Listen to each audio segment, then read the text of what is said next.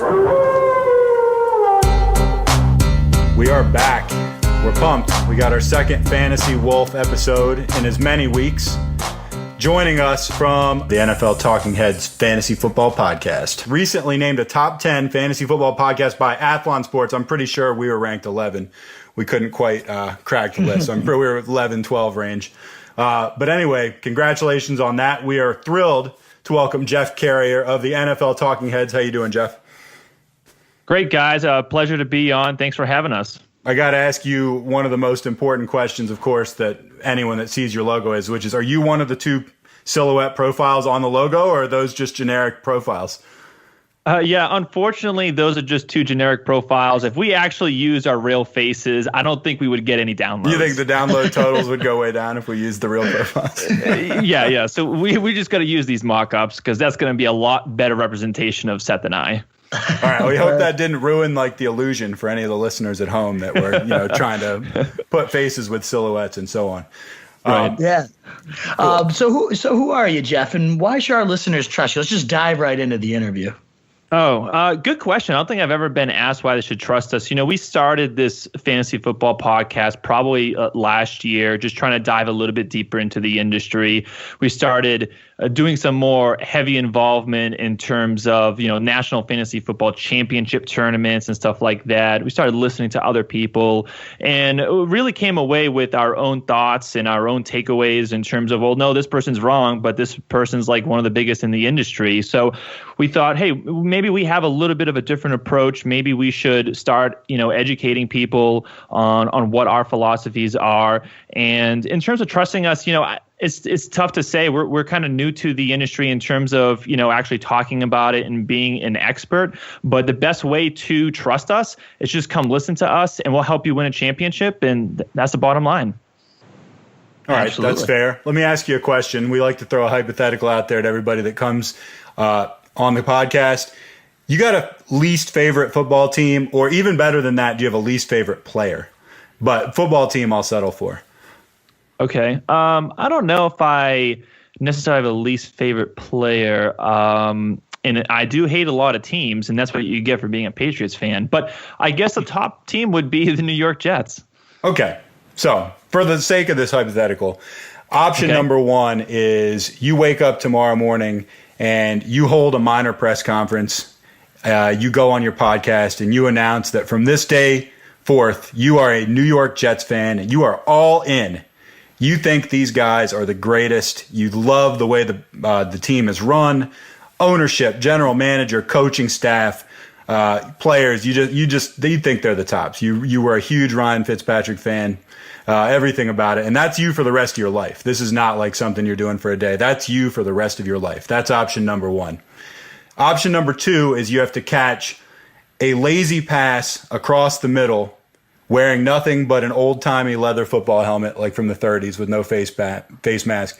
And Ray Lewis is going to come across the middle and lay you out one time as hard as he can. So it's over quickly. The Jets thing's for life. Do I survive this hit? Well, that's the rub, isn't it? I can't guarantee you that.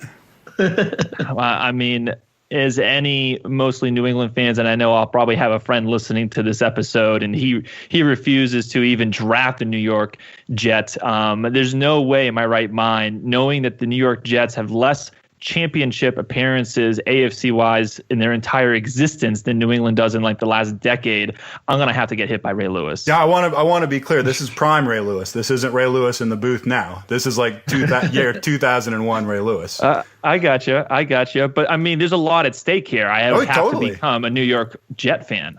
Oh, and you got to be one of the annoying ones, like in the bar, that's like gonna like try to convince people like the Jets are all what it's all about. I might have to end my life before that. You're taking the Lewis hit and just hoping you survive. Yeah, let's just hope I don't get into a coma. Let's hope my head doesn't fall off. I'm a pretty small guy, so let's just hope I survive this. All right, we'd be pulling for you. Just so you know, the beat writers that I've asked, it's pretty much split down the middle. Really? Yeah, you're in good company either way. All right, Wolf, go ahead. Go the real interview now. All right, so the last kind of general intro question before we dig into the Wolf's Den and we talk about some agreements and disagreements. So this segment's all about finding the fantasy wolves of the industry. So the guys who kind of rise above the groupthink and come up with some truly game-changing perspective on the fantasy football universe. What separates you from the sheep and makes you a true fantasy wolf? What approaches, strategies, what makes you a wolf?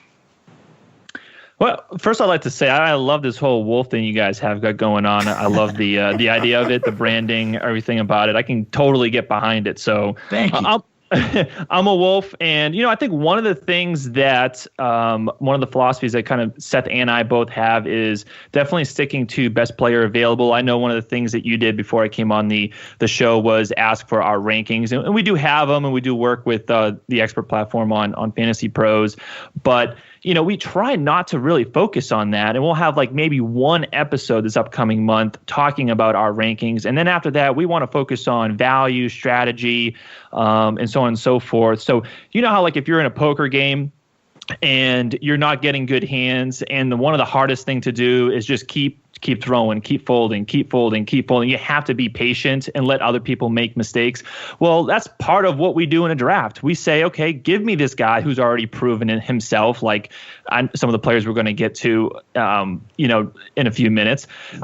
Give me this semi-boring guy who's already proven himself, and you go ahead and take this rookie or this person who's only proven it in 1 year. You go ahead and make those mistakes. We'll sit back. We'll collect the points. Give me the points, as we like to say. So that's one of the differences that we like to do. We don't like to get too fancy about it. We go by best player available, low risk, with as much historical data as we can. Very interesting. Solid approach. Well, and when you sent me your players that you like, I think that clearly kind of shined through. And I agree on a lot of the fronts, and I agree on a lot of players you're high.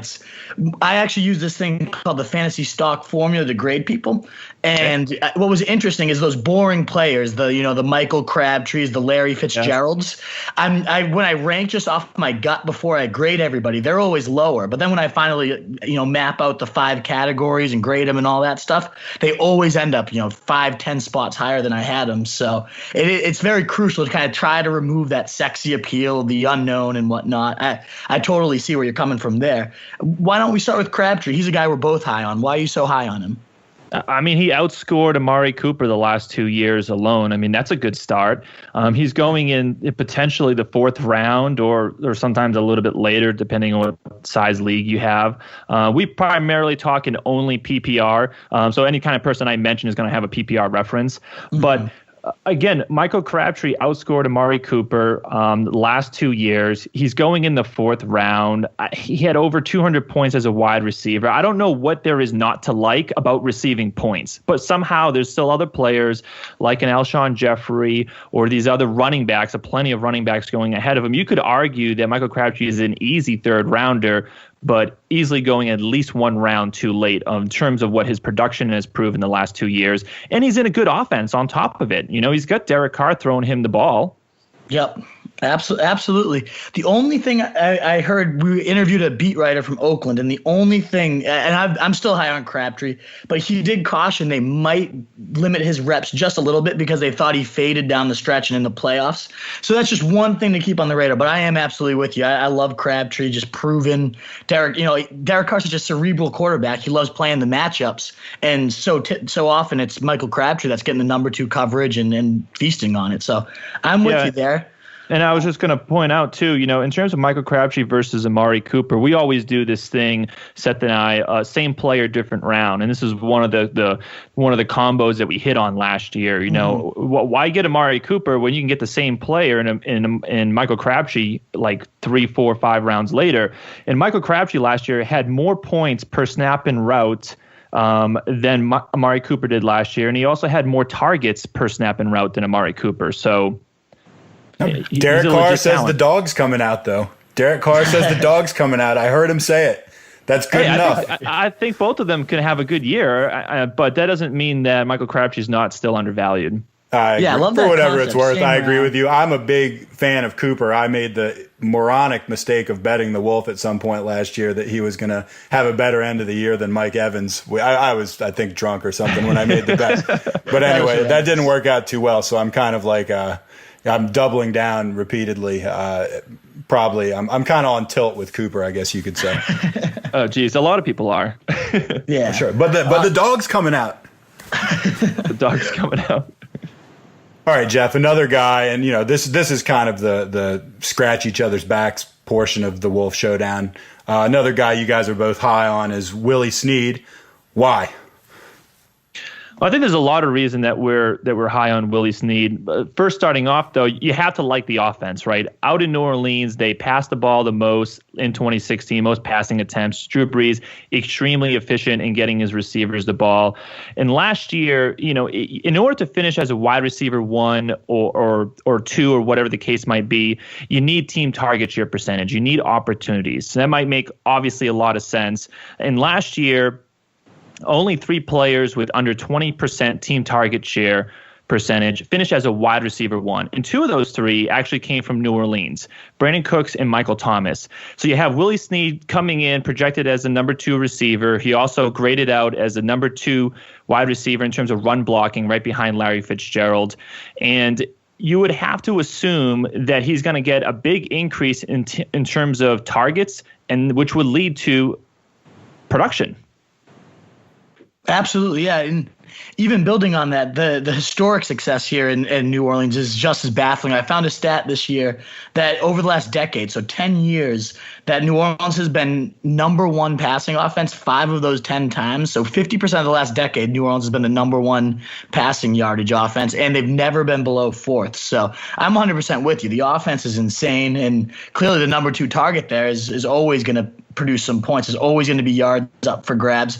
As a receiver, too, I always like Matt Harmon's reception perception. Yep. And I know Snead graded out very, very high, top 5 wideout against zone coverage, and the only other one other than Antonio Brown to also have top 5 success against man coverage as well, winning on all types of routes. So Snead's a guy I think just as a talent's underrated. Plus, when you put that into what you also mentioned, such an explosive offense, huge player. I'm a huge fan along with you. So definitely agree there. And the last one we share as well is Eric Decker, someone that is not getting talked about at all in the industry. So I wanted to give you a chance. What do you love about Decker?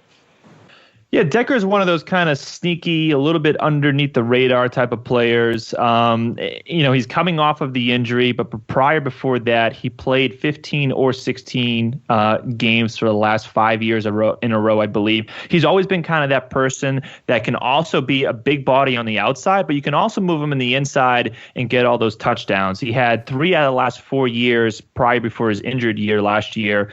He actually had double-digit touchdowns. And if you look at his game log last year, a lot of people might not realize that he had 21 catches in 3 games as a New York Jet, and that place was a dumpster fire last year. Yeah. So even as a New York Jet last year, in 3 games, he had 7 catches a game, and 2 out of those 3 games, he had a touchdown.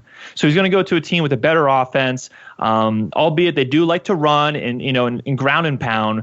But I think he's going to project out as possibly the number 1 receiver there, because you have Rashard Matthews probably taking a back seat. You got Corey Davis, who's still a rookie, and we're a little hesitant on rookies, a little bit like I talked about earlier with someone coming in without any type of usage information and historical data. So I like Eric Decker, especially where he's going. He's only 30 years old. He doesn't need to be blazing fast to be effective, and we've seen what he's been able to do even as a New York Jet. Now, this is a team that you said you would prefer potential death to supporting that this guy's going to be catching the football from. No, he left the Jets. We're talking fantasy here. I'm trying to win. I would be remiss in my job as a smart aleck host if I didn't bring up the Jets reference. But go ahead. You're doing a good job. Thank you. I'm with you too. The historic consistency.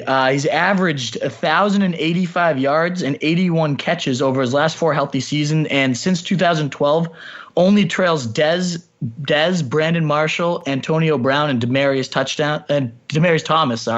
In touchdowns. Freudian slip. And that's with missing 13 games last year, too. So, I mean, the guy scores a ton. He's averaged, over 1,000 yards. So I'm with you. I love Decker, and I think he's going for way too cheap. It's been nice agreeing with you. Well, I know.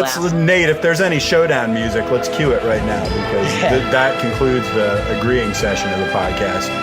We got 3 guys that you take exception to that we're kind of high on. And you want me to go one by one on these, Wolf? Yeah, let's start one by one. There's a guy, Sammy Watkins. I'm just going to put it out there right now. I'm not on the Wolves side on this. I'm down on Sammy Watkins, so I'm gonna be quiet on this, and I'm gonna let him do his own thing. Wolf, where do you have Sammy Watkins ranked?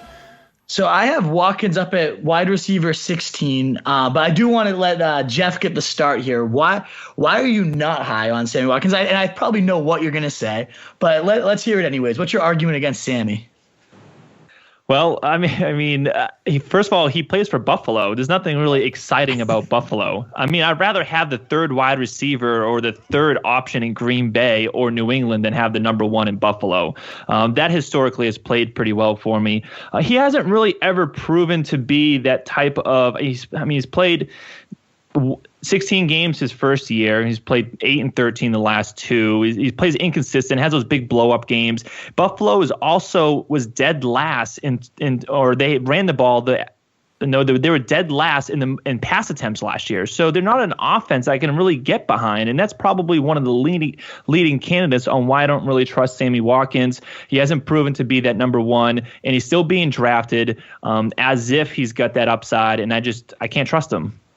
Yeah, so I would say I think all those points are great, and I kind of spin them in a positive sense in that, one, they were the lowest in the league in pass attempts last year, which means they can only go up, right? So I think more volume has to be coming his way. And you mentioned, he's the number one option. It's a crap offense. It is pretty garbage. There's almost no one else around him receiver-wise. So I use that in terms of thinking he's got to see at least, 27. We were talking about target share, the percentage of targets earlier. He's got to see 27, 28, maybe even the rare 30% of targets coming his way, especially given it's Rich Dennison, the new offensive coordinator, comes from the Shanahan tree where they just pepper the number one target there over and over and over. If he plays, and that's the big if, it's obviously health, like, as you mentioned, and I can't really dispute that. It's health. He's missed a bunch of time. I think that is a huge factor against him. But if he does play, he's going to, I think, see 30% of the targets there. I think he does have, one of the top just wide receiver skill sets in the game. Tyrod Taylor also is in a contract year, as is Sammy Watkins. So you imagine the two they've also had insane chemistry when they are able to stay on the field. I always look to and obviously now I'm pulling out stats from 2015. So that's, how far back I have to go to when he was actually genuinely consistent and productive. But he did have that stretch where he demanded the ball, and I think he's going to see that type of target share. In that stretch, he averaged 9 targets a game, 5.4 catches a game, 100 yards and a TD for those last 9 games of 2015. So I just think he's going to be in a situation. He's seeing that type of volume, that type of work. The chemistry is going to be on display. Maybe he does end up missing the whole, there's the risk is obviously there with the health, but that type of upside is tough for me to pass up on. Yeah. And I think exactly what you said is a reason why, we tend to shy away, because I think those are all great points and they're all extremely valid. But the problem is I'd rather have, 2 birds in the hand and 1 in the bush, as they say, or something along those lines. Like, why would I draft Sammy Watkins over Jarvis Landry, Devontae Adams, and Michael Crabtree that he's going in front of? To me, it just doesn't make any sense. Those people have proven it. They are 80-plus catch people. And would you take Sammy Watkins over either of those 3? I take him over, I think, all 3 of them. Definitely Jarvis Landry. I'm very down on Landry. The other 2, I can definitely be swayed on. I think Watkins just has a higher ceiling than any of the 3 you mentioned. Landry especially, he gets made out to be this PPR god and this great receiver, and I love the guy as a talent. He's one of my favorites.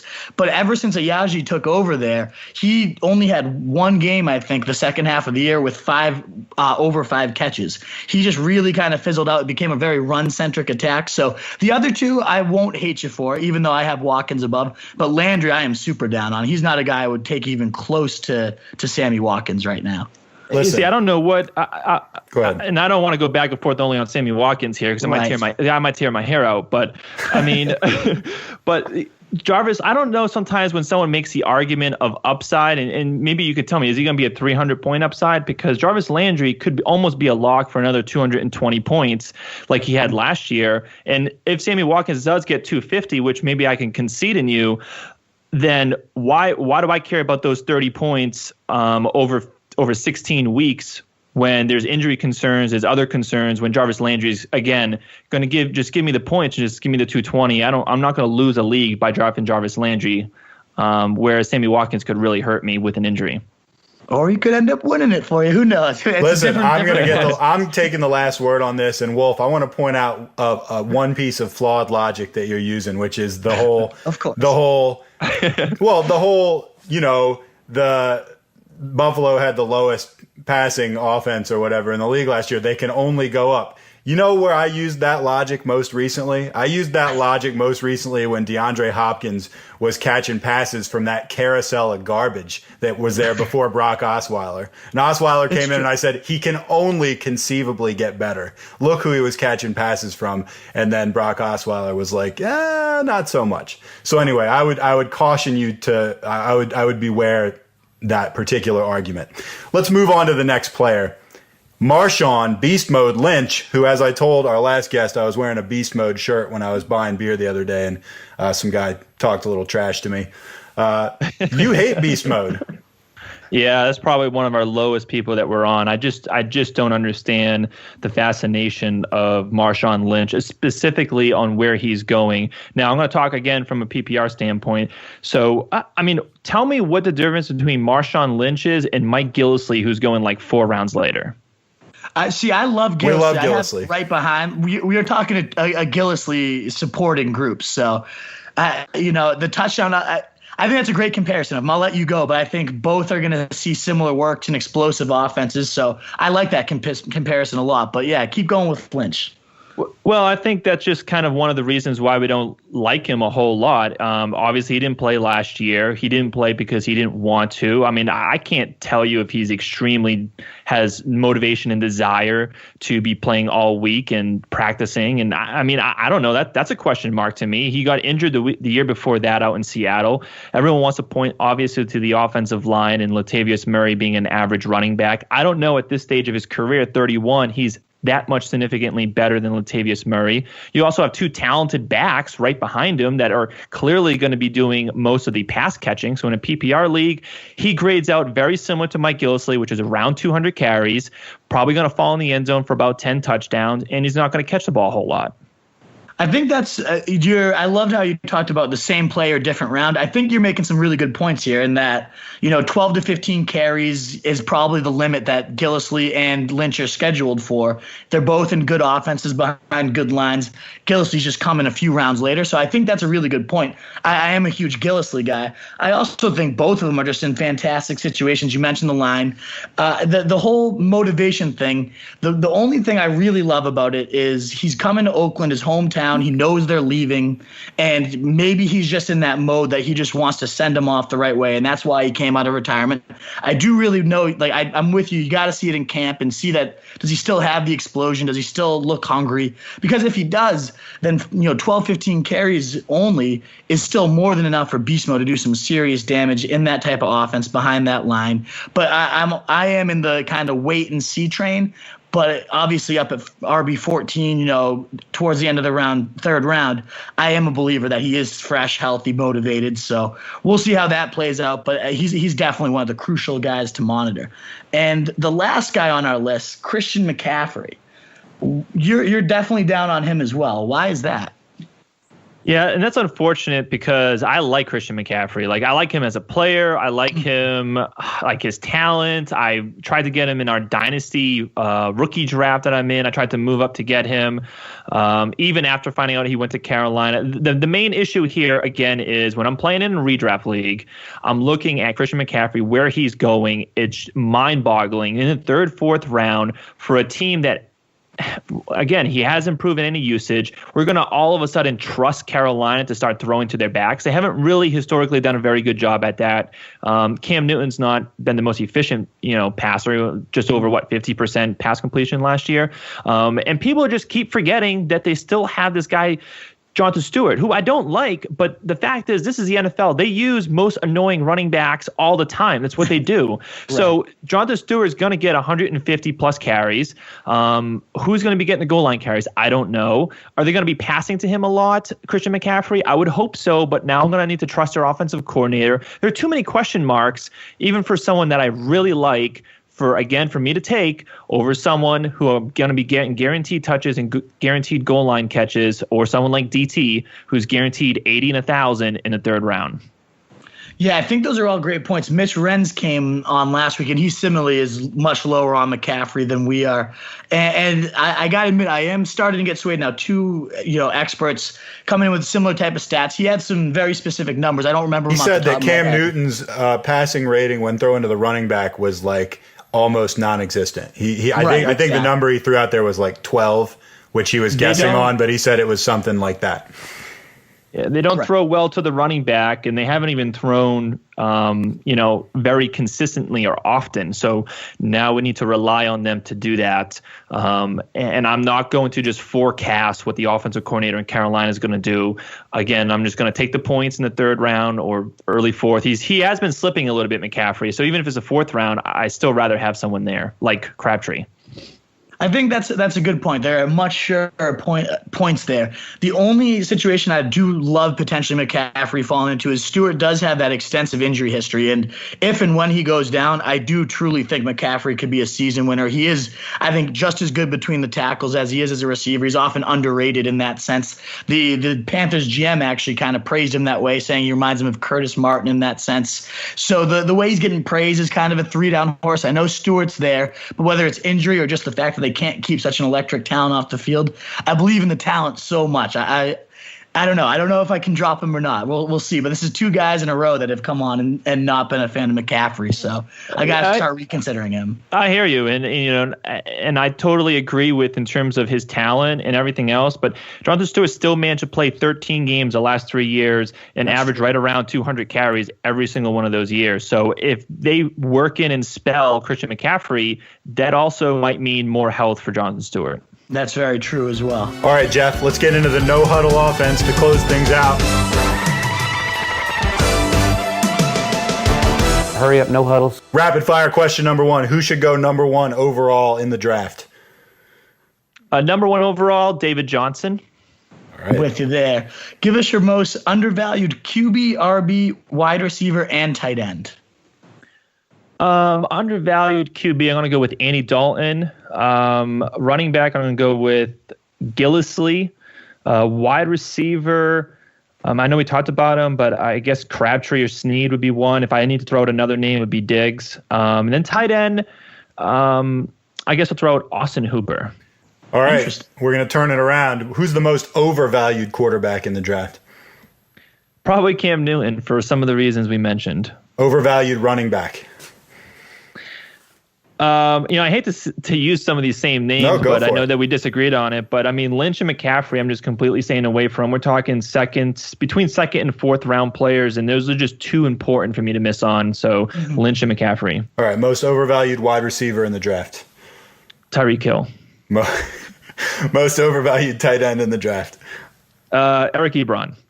All right. And I know, and he's going late, which is kind of a weird one considering how late he's going, but there's never been a big Ebron fan. So that's all right. Mitchell Rentz actually said he was the most undervalued tight end in the draft. So I cannot, maybe we'll have you both on mid-season and see, have a real duke out. That is too funny. Go ahead, Wolf. What early round draft pick, so rounds 1, 2, maybe 3 if you have to go that far, but what early round draft pick is going to ruin fantasy seasons? Oh, ruin.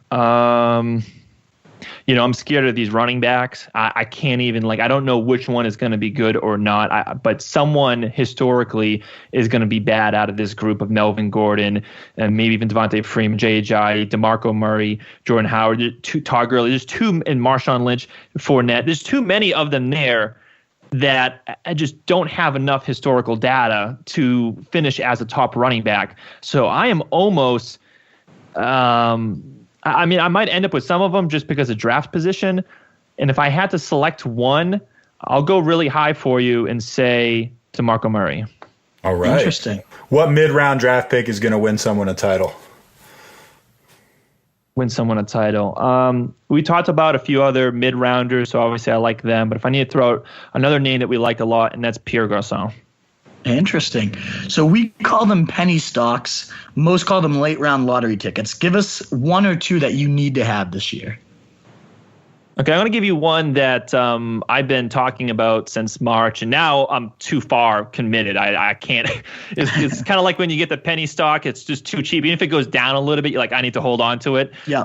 But I do believe in the talent, and that's Cameron Meredith. I like his spot out in Chicago being the number one. Now, I know not every target is as efficient as others, but he only had 455 receptions, snaps in route, which is less than Ted Ginn. Okay, so he ran less routes than Ted Ginn did last year. I'm not too sure about Kevin White still. I saw a stat that said that if Kevin White becomes an actual fantasy stud, that he would be the only player to do that who never caught 20 passes in his first two seasons as a rookie. And I know Kevin White was injured, and then everyone else around Cameron Meredith is like these cast-offs of like Victor Cruz's and the Kendall Wrights of the world. So I think that I'm going with Cameron Meredith. And the other person that we haven't really even talked a lot about as a super late is Josh Doxson.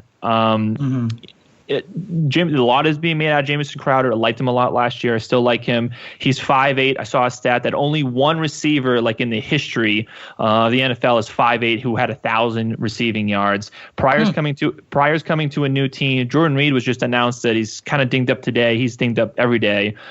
So Josh Doxson, coming out of TCU, had this humongous talent. He's going a little bit underneath the radar because of obviously the injury, and no one's seen him do it. But I think he's going around pick 150. So he could be someone that has a little upside.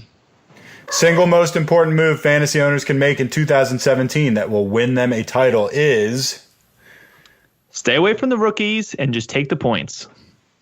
And let's wrap up with your boldest prediction and then a reminder of where people can find you to interact. Okay, so boldest prediction, I'm pretty bad at this because obviously all the players I like are boring. So I'm pretty the most unbold person you could get on here.